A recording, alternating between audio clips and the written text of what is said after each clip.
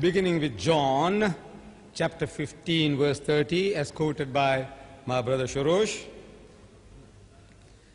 where Jesus is answering Philip, he says, if you have seen me, you have seen the Father. Which by reasoning, the Christian thinks that Jesus is the Father.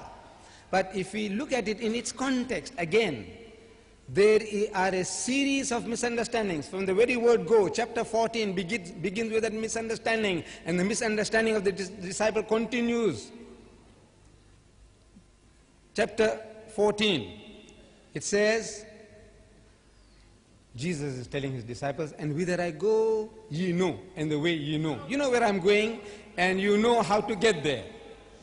So the disciples say, Master, we know not whither thou goest, and how can we know the way? They misunderstood. Jesus was speaking about spiritual journey. They are thinking of geographical locations, like Dundee, Newcastle, where? Southampton. He is talking about God and going to God. So Jesus says, I am the way, the truth, and the life. No man cometh unto the Father but by me. This was too heavy for them. They couldn't follow what he's talking about. So he says, Lord, show us the Father, and it sufficeth us. It will be enough. Just show us God. We want to see God with our bodily eyes, and that will be our satisfaction enough. In answer to that, Jesus says, Philip, you have been with me for so long. You are a Jew. As a Jew, you ought to know better than that no man can see God and live. God is not seen at any time. And you, being with me for 3 years, you still haven't understood my mission. You want to see God with your physical eyes when you can't even look at the sun.